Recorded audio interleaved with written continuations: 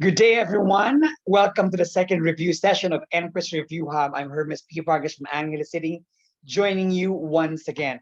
Last time po, inumpisahan na po natin ang ating pag-aaral. We began with some tips and advice to our fellow educators who want to take the Nqesh or National Qualifying Examination for School Heads. This time, we shall move on to the most requested topic. Marami ang nag-chat, marami ang nakiusap, marami ang tumawag at gusto-gusto nang pag-usapan natin ang Philippine Professional Standards for School Heads. So, wag na po tayo magpagtumpik-tumpik pa. We shall begin with this one. So, allow me to share my presentation. Here we go. In a short while, we'll go here. There you go. So, once again, welcome to our second edition or second review session from Nqesh Review Hub. I'm Hermes P. Vargas joining you this day. Philippine Professional Standards for School Heads. Let's begin. Okay, this will be the outline of our discussion for today. We begin with the National Competency-Based Standards for School Heads. Balikan natin ano ba ang nangyari, ano muna yung unang pinagbasihan ng mga unang principles tests. We have to see where did it come from. We trace the origin until we come to this point na meron tayong Philippine Professional Standards for School Heads. And for number two, our second topic will be Philippine Professional Standards for School Heads or PPSSH.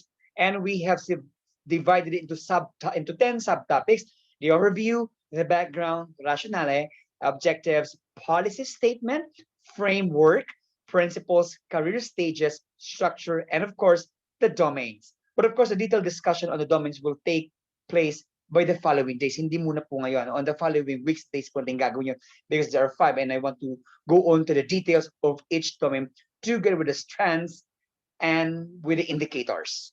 Let's move on. Here we go. Eto. The National Competency-Based Standards for School Head was released via DepEd Order number 32, series of 2010. And there are 7 domains. As you can see, Domain 1, School Leadership. Domain 2, Instructional Leadership. Domain 3, Creating a Student-Centered Learning Climate. Domain 4, Human Resource Management and Professional Development. Domain 5, Parent Involvement and Community Partnership. Domain 6, School Management and Operation. Domain 7, Personal and Professional Attributes and Interpersonal Effectiveness. When I took the exam in 2015, ito yung basihan. And even the succeeding examinations, ito yung naging basis natin yung DepEd 32 series of 2007 domains. Forward tayo, last year, 2020, 10 years after, nagkaroon tayo ng tinatawag ng Philippine Professional Standards for School Heads. So, para alam ng mga kasama natin na gusto maging principal of school heads, na ito yung pinanggalingan yung NCBSSH. So, you get to have at least man lang a glimpse of where did it come from. Let's move on po. Eto na. Lumabas last year via DepEd Order number 24, series of 2020, the National Adoption and Implementation of the Philippine Professional Standards for School Heads. Let us see this now. This is very, very important because this defines the function clearly of school heads like us and of course for future school heads like you. And of course, remember that the qualifying examination for school heads will be anchored on this DepEd Order number 24, series 2020. Okay, here is an overview. Let me read that for you. It says here, the DepEd recognizes the roles of school heads in improving the quality of basic education in the Philippines.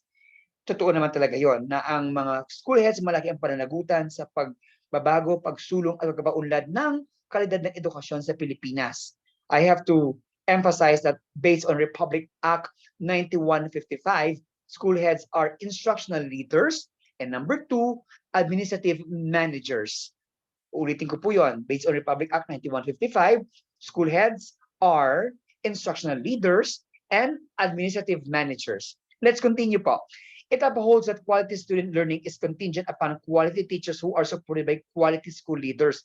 It also recognizes the importance of professional standards in contributing professional development and advancement of school heads.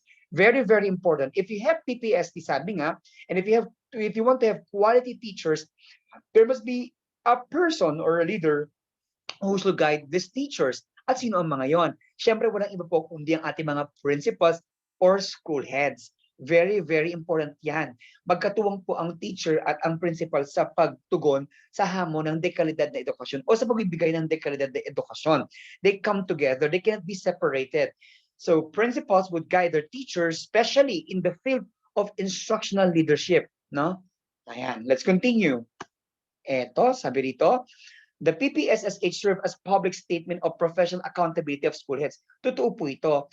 As principal, and kayo po future school heads, you have to digest and you have to internalize this role and function as school leaders and school heads.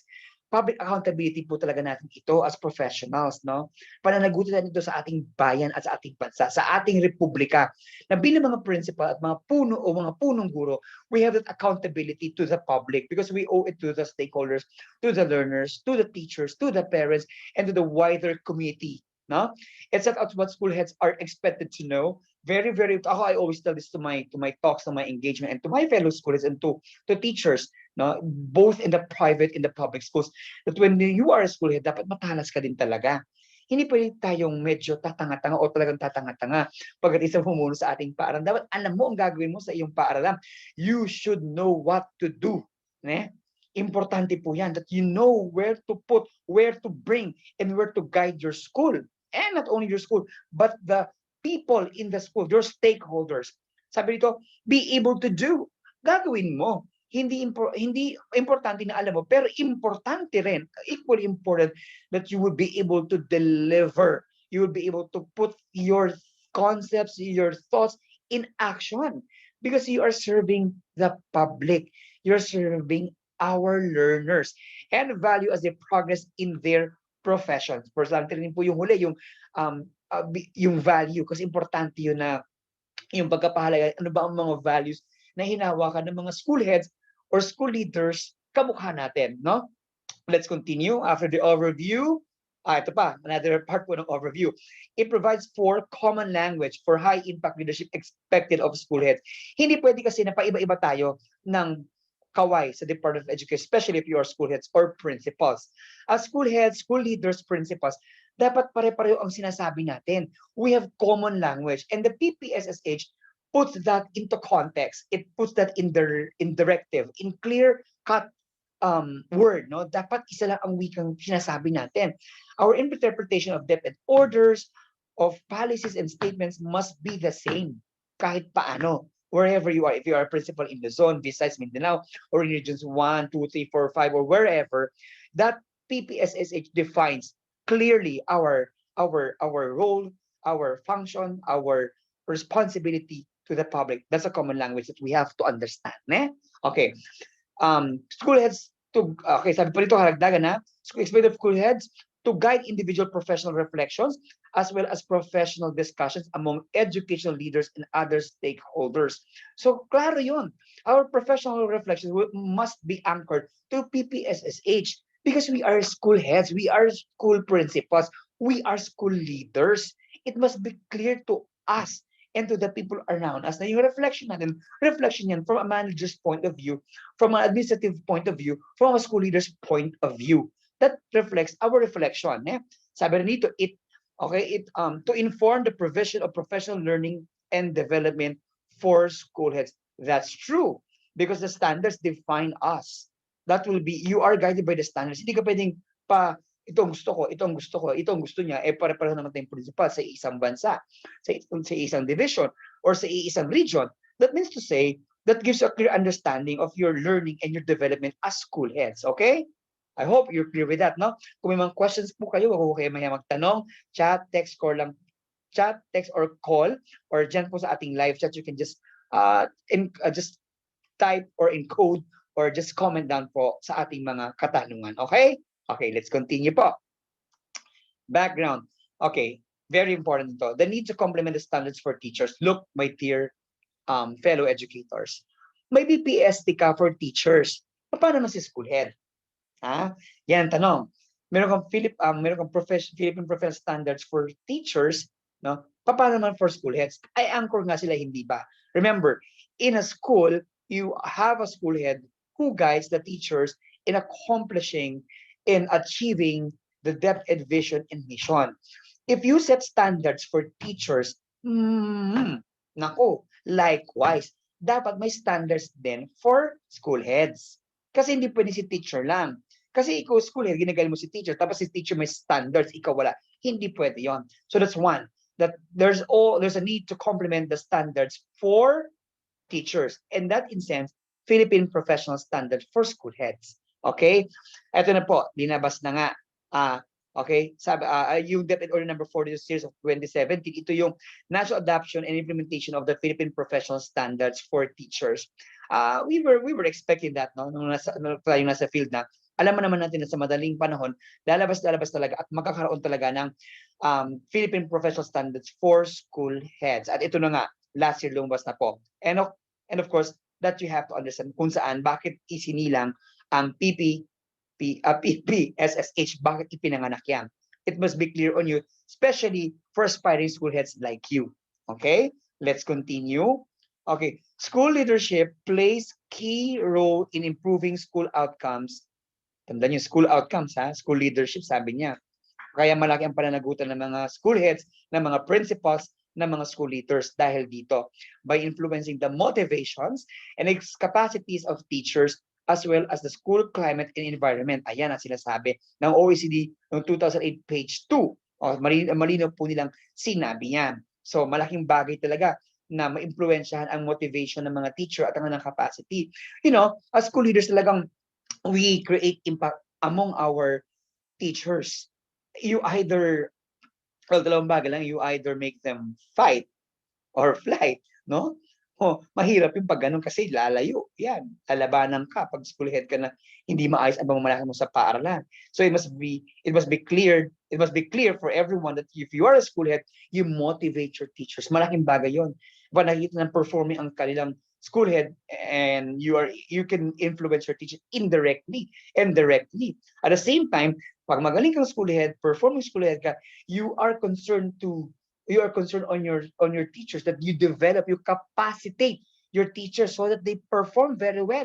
Remember, sila ang direktang kakontak ng mga bata, no? So pag ang school head magaling, mahusay, motivated, performing, nakakahawa yun sa baba.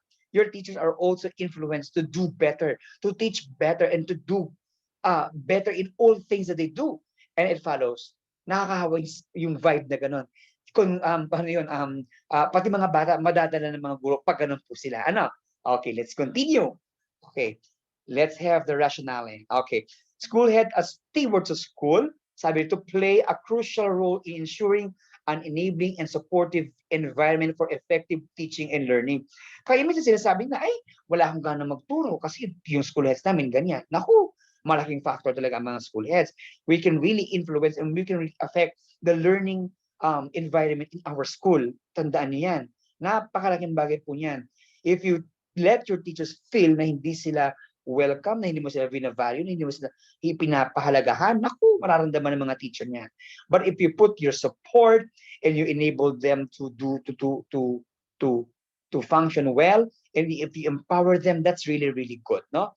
Changes brought about by various national and global frameworks as K-12 basic education. So, in-implement na po yan. Tapos, nagkaroon na ASEAN integration, may globalization, may changing character of 21st century. Very important to. Lahat ng pagbabagong ito, influence at nagbigay ng birth sa ating PPSSH. Imagine mo, K-12, di ba? The Philippines was one of the last countries to implement K-12. Kaya nagkaroon ng grades 11 12, which is known as senior high school. Then we have ASEAN integration, no? Okay, then, of course, the onset of globalization, talagang ang mundo is a global village at lahat ay interconnected, lahat ay intertwined. And of course, mapapansin yung mga anak ninyo, mga pamangkin yung mga bata, yung mga Gen Z na at Gen Alpha natin, iba na ang katangian. It's a changing character of our 21st century learners. It's very, very different from the way we were learning nung tayo ang mga nag-aaral pa. And of course, that paved the way to really revisit and to rethink of DepEd Order number 32 series of 2010. And of course, DepEd came out with this one. And of course, sabi rito, the PPSSH introduced a continuum that supports school heads to improve their professional practice and pursue career progression. So it's a continuum, tuloy-tuloy yun. It does not stop at a certain point. It's continuous. Na hindi porkit nasa career stage 1 ka lang, doon ka na lang. You have to dream to go to, you have to go to the career stage and you dream to be to be on career stage 4. Mamaya po pag-uusapan natin yan, ha? Okay, let's continue. Let's have this one, the objectives of PPSS. Bakit ba sinilang pa yan? Ba't ba inilabas? Ba't pa may ganyan? Baka magreklamo ang iba dyan. We have to understand where PPSSH is coming from. There are 3 objectives. Number 1, set out clear expectation of school heads along well-defined career stages of professional development from beginning to exemplary practice. Kasi makikita natin na in career stages, they define what practice do school heads would show, would perform, would exhibit. Kasi iba-iba ang defining moment, kumbaga defining moment or ng bawat career stages. So at the same time, PPSH is clears it out na ito ang expected as a school head, ito ang function mo, ito ang gagawin mo, ito ang performance mo, ito ang standard na susukatin ang iyong paglilingkod bilang isang principal o bilang isang pinuno ng paaralan. Hindi pwedeng iba-iba nga kasi nga, sabi ko sa inyo kanina, it is a common language for all school heads all over the country. Ayan po, klaro tayo doon. Engage school heads to actively embrace a continuing effort to attain high levels of proficiency. Ayun, clear tayo doon that you have to dream, hindi man dream talaga, no? Kailangan ma-achieve mo yung high level of proficiency. Huwag ka lang mag-stay dun sa left career stage 1. You have to move on to a higher level. To have to progress from career stage 1 to career stage 2, 3, and 4. Sabi nito, provide support for professional learning and development, help identify development needs, and facilitate uniform assessment of performance. Tandaan po ninyo, ang PPSSH, since nandito na, magiging basis yan sa pag-craft ng OPCRF, yung ng mga school heads o ng mga principals. Meron tayong OPCRF, yung Office Personal Commitment and Review Form. Kailangan natin yan. Kasi pag teacher ka ay PCRF, di po ba? So pag principal ka na, OPCRF, nahawak mo na yung buong paaralan, and you have OPCRF. At you have to understand that the RPMS, OPCRF, you have to marry that with your PPSSH. They come together. Ikakasal natin yan. Bagamat wala pang standardized na OPCRF sa buong kapuluan o sa buong republika natin, but of course, we're gearing towards that na pag-roll out na yan, na-roll out siguro ng ibang divisions, yung ibang mag-roll out pala, talagang mag-craft tayo ng ganyan ng OPCRF, no? I know, you understand, especially sa mga school heads dyan, or ating mga OICs or teacher in charge na humahawak na, because you are really part of you are part of developing and in crafting the OPCRF natin. Wala po tayong kawala dyan.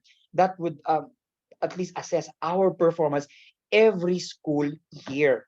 And that is, of course, our accountability to the children, to the parents, to the teachers, and to the republics which we serve, no? Let's continue. Let's have policy statement. It is a set of standards for school heads that articulates the professional practice expected of quality school head. Look at that. Quality school head, hindi lang basta school head. Huwag kang uupo bilang principal na pumipirma lang ng mga papel dyan at hindi binabasa ang ang dapat basahin. Huwag kang uupo dyan bilang principal lang na hindi mo alam ang mga DepEd orders at memorandum. Huwag kang principal dyan na hindi mo alam paano palakarin ang iyong paaralan. Naku, magkakaproblema tayo dyan. Kawawa naman ang mga bata at mga teachers, mga magulang na nakasalalay ang kinabukasan sa'yo, no? It should be clear. Quality school head. I would just like to emphasize that, okay? It should be the foundation of relevant human resource systems. Kasi makikita niyo yan doon sa mga domains. Mayroong part siya, no? Policies, guidelines, and mechanisms, including the recruitment, selection, placement, performance appraisal, rewards and recognition, and talent management of school head, and the basis for all their professional development programs. Ang laki ng responsibility natin bilang mga principal, bilang mga school heads, and this is really our accountability to the public. And PPSSH sets it now. Okay? Let's continue. Ito naman. Ito na to. Okay, here we go. Tuloy-tuloy po sa ating policy statement. Naka-yellow po for emphasis lang ito mga to para alam din niyo. Support school heads in their performance of their mandates and roles in the regions, school divisions, or schools, including the improvement of teacher quality and eventually learner achievement. I was saying this kanina pa, na connected talaga yan. School head to teachers, teachers to students. Magkakatagni-tagni yan, hindi mo pwede paghiwa-hiwalin. They really are intertwined, interconnected, no? PPSH supports the performance of school heads. Clear po tayo doon. Letter B, promote the continuity in professional development and advancement of school heads based on the principles of career-long learning. Sabi kanina, continuum, di ba? Sabi kanina, continuum. Totoo po yun. No? Yung advancement ng ating career. No? We really have to progress from one career to another career stage. At tuloy-tuloy po yun habang tayo ay nasa serbisyo. Ayan.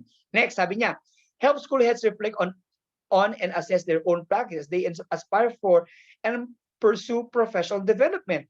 As school heads, sabi ko sa inyo na quality school heads, sabi niya, wag ka lang kasing basta nakaupo ka, okay ka na. You also have to reflect on the progress of the progress and on your practice. Tingnan mo ang practice mo, okay na ba ako nito? Ay, ito lang ginagawa ko. So, mag-reflect po ka, uy, pamuta lang imo sarili pag kuan ka principle ka, kini naman akong gihimo, no? You have to ask yourself, darling, ito lang ba talaga ang gagawin ko? Okay na ba ako nito? Ito lang ba ang performance ko? Ano mo sinasabi ng PH? Basahin ko nga. Kaya ganito talaga basahin niyo in details para alam mo. Kasi it would help you to understand your role as school head. And you have to see your practice na kung nandito ka lang, dapat umangat ka ng umangat. Why? Because it's part of our professional development. Remember, we are public servants. And when you are a public servant, you owe it to the public. You just don't sit down and receive your salary every payday. No, hindi ganun yon. You have to see and understand your role and reflect on your performance. Okay? I hope clear po tayo doon. Okay. Let's continue mga kapatid. Ito importante po ito, the framework. You have to really understand the framework of PPSH. Okay, you can see here the framework. Ayan, nakita niyo ba yung framework na nandito sa may ibaba? As you can see, ayan. So, dalawa, school effectiveness and people effectiveness. No? Sabi rito, shows a broad conceptual sphere of leadership practices in 5 domains. Depicts the synergy between maximizing school effectiveness. Ayun. Sa school effectiveness, mapapansin nyo rito, ito, meron kang leading strategically and managing school operations and resources. When you say leading strategically, where do you envision your school to be? Yung mga plan na yan, yung AIB, SIP, bahagi yung leading strategically, no? Managing school operations and resources. How do you spend your MOOE? Do you have SOB? Are you doing your work yung work financial plan mo ng maayos, ha? Are you doing that? Sabi nito, depicts the synergy between maximizing school effectiveness and ensuring people effectiveness through a broad sphere of instructional and administrative practices. Remember, I was mentioning earlier, Republic Act 9155. Anong role ng principal doon? Sabi doon, ang role ni principal, anong sabi doon? Instructional leader, ayon, at administrative manager. Ito yun. Let's take a look on the people effectiveness. Tatlo siya, oh. Building connections. Imagine, you are dealing with your stakeholders. Your partnership with the parents, with the teachers, with the learners, and with the LGU, and even the other members of the community. Developing self and others. You have to develop yourself as principal and others because there are teachers under your care. You have to guide their career. You have to manage your talent and focusing on teaching and learning. The teachers and the learners, yung instruction leadership, papasok yan dito. Dapat klaro sa iyo, how do you manage teaching and learning sa iyong paaralan such that you're able to develop, to guide, to capacitate your teachers. In effect, the learners will also be achieving and will be developing and will be acquiring the competencies and the skills that they need. Kasi may magaling kang guro na ginagabayan ng magaling na principal. Kaya eventually, ang resulta, magaling ang iyong mga mag-aaral. Importante yan. Remember, sabi dito sa framework, it shows learners at the center of the framework to emphasize the important role of school heads for the improvement of learner achievement. At the heart of the educative process are the learners. Naku, importante yan sa depth vision mission po natin yan, no? So kung magiging principal kayo, nagpapasa kayo ngayong taong ito, ay, importante po talaga na alam niyo na ang nasa puso, nasa gitna ay ang mga mag-aaral natin. Kaya nga sinasabi ng DepEd, para sa bata, para sa bayan. Remember, These learners eventually, when they grow up, will become professionals and they will be part of our society. And when they become part of society, remember, they will be part of our nation building. At lahat yan nag-uumpisa sa ating paaralan. That's why as school leaders, as school heads, as principals, we have accountability. Okay, let's continue po. Okay pa kayo dyan? Okay, I hope you're good. You're just listening. I hope you're fine. Okay, the principles. There are 8 principles in which the PPSH is anchored. Number 1 is learner-centered. No doubt, no question. Ang Philippine Professional Standards for School Heads ay nakaangkla doon sa ideya na ito ay talagang para sa mga bata. Ha? Kung paano yung mga teachers, learner-centered yung approach sa pagtuturo. Same thing sa ating mga principal o sa ating mga school heads. You really have to see the learners at the center of education. Letter B, it emphasizes building and strengthening a network of stakeholders for school and people effectiveness. Remember that when you have a very rich network of stakeholders, that will really help the school. Ang dami nagtutulong ating mga LGU, ng ating mga parents, ang ating mga private partners sa ating institution as public schools, no? You really cannot take away that. So we have to see that too. Okay? C, it reflects the understanding of problems and issues at the school and the need to address them. Wala namang eskwelaang perfect. Walang organization na payapa lahat, lagi. Lahat ng organization may problemang kinaharap. May mga issues at concerns na ina-address. And as school head, you must be ready for that. So I'm telling you, my dear future principals, na pag kayo ay pagpasa ninyo, expect ninyo na pag pupuntahan yung paaralan, may mga problema at suliranin talaga. Hindi maiiwasan yan. Kasi kung wala problema sa suliranin, ay, sarap ang buhay natin. Hayahay, sabi nga. But that is not the real thing. Okay? That is not the real thing, no? When you go to school, you see a lot of problems. And the problems are never ending. But that is what makes the life of school head challenging and fulfilling. Ako, fulfilled ako kapag nakita ko na yung mga pagbabago na i-implement at the same time nakikinabang ang mga guro at mga mag-aaral at masaya ang mga magulang at mga guro at ang mga mag-aaral na babalik-balik sa school because they are happy in the school because things are getting better for them. Okay?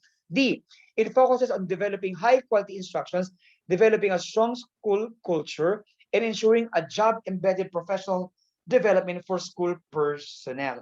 Okay, this is really good. Tagni-tagni yan. Lahat yan, mapapansin nyo lahat. They're di tagni-tagni. Magkakatuwang, magkakasama, magkakatuhog, sabi nga. So you really have to be sure that it focuses on high quality. Importante, remember, pag education, ang business mo isa lang. Isa lang talaga kung tutuusin. Instruction. Pagtuturo, yan ang business natin. Tiyakin mo na dekalidad ang pagtuturo mo kasi yun ang basihan ng dekalidad na edukasyon. At para mangyari yun, dapat may dekalidad kang punong guro, may dekalidad kang guro. Okay? Let's continue po. Ayan. I hope you're still with me, guys. It reflects values and concepts in promoting school success. That's true. Kailangan yung mga values na hawak ng mga principal ay talagang pamalakasan. Ibig sabihin noon, you are really success-oriented. Nakaangko ka sa culture of excellence. Kasi importante yun eh. Kasi hindi ka pwede mediocre pag principal ka. Kasi pag gusto mong ito lang, dito lang, ay, wala kang ma-achieve, girl, boy. Hindi pwede yun. Kailangan you aspire for higher things, for success, for achievement, for fulfillment of your school, of your parents, of your learners, and of the whole school system. Okay? Letter F, sabi rito, it regards supervision as a crucial organizational behavior in school management. You just don't delegate if you are a principal, no? You just don't do that. Make sure you make follow-up. You really supervise whatever you are implementing. May follow-up yan. Hindi pwedeng, ay, gawin mo, sige, bahala ka na, okay, pipirma na lang ako. Hindi pwede yun. I-supervise mo mabuti. Kasi pananagutan mo yan pag pumirma ka. Pag pumirma ka, ibig sabihin you are affixing the signature and you are agreeing and affirming whatever is written in the document. G, it highlights the importance of accountability, ayan, and as parts of school heads, the importance of accountability of our responsibility. Transparency, especially, we are accountable to the resource of the school. Money, properties, naku, huwag natin babayaan yan, especially sa money. We have to liquidate, we have to obligate our maintenance and other operating expenses or MOOE on time. judiciously. Importante yon, that you are clear where you are allocating the budget of the school and where you make sure that the teachers, the learners are benefiting from those budget. And at the same time, you are creating progress in your school using the MOOE honestly and judiciously.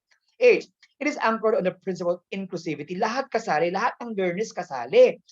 Ha? Binibigyan mo ng tsansa, binibigyan mo ng pagkakataon, ng equal opportunity that learners are able to learn.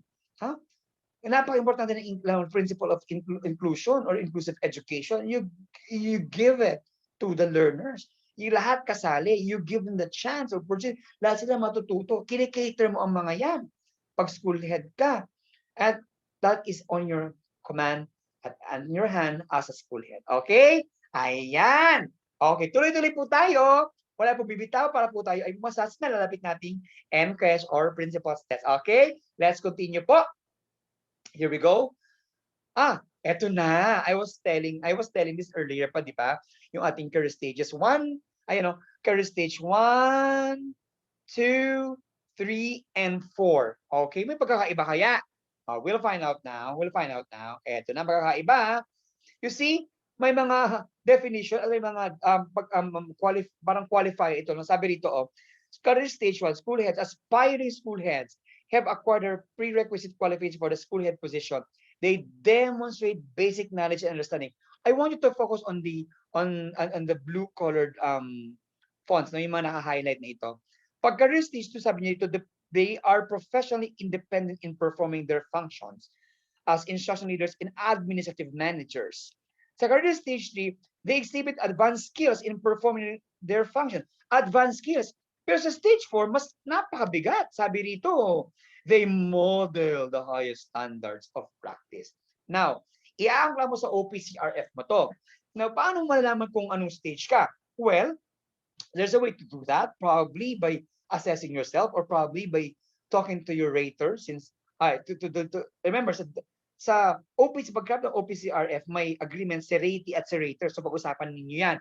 Kung school head ka na or principal, you talk about that. You talk about your career stage. No? Look at this. Or kung ma-assessment tool better, if you would have in your division or in your region, if you have a career assessment tool para ma-determine kung anong career stage si principal. Sabi niya rito, demonstrate basic knowledge. Ang demonstrate basic knowledge and understanding sa career stage 1, hindi ka mo kayang demo the high standards of practice. Malabong-malabo. Malayong-malayo yan. Ibig sabihin, if I am to craft my OPCRF, that means to say, my means of verification are not the same with the principal in the career stage 1. Probably the basic MOV would be the same. But look at this, my dear fellow educators. Demonstrate basic knowledge is different from modeling the high standards. Likewise, magkaiba ang professional independence sa exhibit advanced skills. Hindi ho pareho yon. Maglayo, malabo. So kailangan, kung gagawa ka ng OPCRF, okay, that's listed the way it. Kung gagawa ng OPCRF mo dyan, yung performance indicators, mayroon part doon yung QET, quality, efficiency, and timeliness. That would define that dapat klaro yon para ma-define kung ano ang QET ng career stage 1 sa particular CRA or key result area na sinasabi. At the same time, susunod din dapat, as I see it, susunod din dapat ang means of verification or MOVs natin doon sa career stage natin. Kasi kung titingnan mo to, these are standards. These are non-managed. Hindi mo pwedeng i-compromise ito. You can compromise. These are standards. So you see, they demonstrate basic knowledge sa career stage 1 ang principal. Sa career stage 2, sabi, they are professionally independent. Sa career stage 3, they exhibit advanced skills and for the model high standards. So anong MOV mo ngayon? Nan pag-uusapan yan sa division level o sa district ninyo. You have to talk about this. Kasi hindi ako, as I see, hindi pwedeng pareho ang MOV mo na as in toto, na isa lang OPCRF mo for career stage 1 to career stage 4. Samantalang ikaw, they demonstrate basic knowledge ka lang. Ito, model high standards. Tapos pareho kayong 5. Tapos ito ang sinabit ni stage 1, ito lang. Sa stage 4, ito lang ang sinabit din niya. Halimbawa, naku, hindi pwede yun. It should be clearly be defined in the context of the MOVs and the performance indicators, yung QET na sinasabi, yung quality, efficiency, and timeliness. Okay? Clear po tayo doon. Let's continue. Okay, the structure, there are 5 domains. There are 34 strands and 34 indicators per career stage. However, I will discuss this on the next review session po natin. Not now, because it will also take another a lot of time if I will discuss all domains, all strands, and all indicators one by one. There would be another video coming up for that, no? And lastly, sabi dito, ito na, the 5 domains of the Philippine Professional Standards for school heads. Ayan, number 1, leading strategically. Number 2, managing school operations and resources. Number 3, focusing on teaching and learning. Number 4, developing self and others. Number 5, building connections. Now, before we end, tingnan natin, pag-compare natin yung DepEd order na nauna, yung 32, at yung DepEd order number 24. 10 years after, no? After na supersede, isang dekada. Tingnan natin. Ayan. Oh, ito po. Importante ito. Tingnan niyo mabuti. Ito si NCBSSH. Ito si PPSSH. School leadership, social leadership, creating a student-centered learning climate. 4, HR management and professional development, parent involvement in community partnerships. Number 5, school management and operation. Number 7, si personal and professional attributes and interpersonal effectiveness. Ito, sa PPSH 5, tingnan natin paano nangyari. Si leading strategically, kung tutuusin, ito rin si school leadership yan. Itong number 2 mo, yung managing school operation and resources, school management operation, si management and operation, managing school operations and resources. Si number 3 mo, focusing on teaching and learning, instruction leadership yon. May kinalaman sa pagtuturo, nandiyan pumapasok, no? At the same time, creating a student-centered learning climate, pasok ka dito sa focusing on teaching and learning. Kasi yung teaching learning climate din, kasama yan sa solid paaralan at sa buong paaralan. Importante yan, yung student learning climate, na kung titingin mo, focusing on teaching and learning na ngayon. Itong developing self and others, human resource management and professional development yan. What do you do to capacitate your teachers, your non-teaching personnel, kasama po yun, and even the parents. Pwede mo i-capacitate ang parents mo, pwede po yun. And even the learners, you develop others doon. And of course, you also develop yourself. Kaya yung dating dito 7, eto yon. Personal, that's self, and professional attributes and interpersonal effectiveness. So number 4 yon. Si number 5 ngayon, ito pa rin. Building connections na dati, ito siya, parent involvement and community partnership. Those are your connections or your partners or your stakeholders who are part of the school system pa rin. Okay? Okay. Ayan. I hope clear po tayo doon. Again, kung may mga tanong kayo, huwag po kayong mahiyang mag-chat, mag-text. Actually po may mga nag-call na nagkapareview sila personally. Personally ba? I mean, as a group, no, I have some calls coming from other divisions, other provinces. So I will be arranging my schedules for that para pag-usapan natin yung final schedule. And of course, I'm also revising the materials so that I will be able to give and upload or kung ano man at may handa ko pa. But of course, I'm just reminding everyone to please subscribe to my YouTube channel. Ito po yan, Hermes Vargas. Ito po, hindi makakalimutan yan. And we'll be glad and happy to see you soon po sa mas marami pa nating pag-aaral at mga live pa po.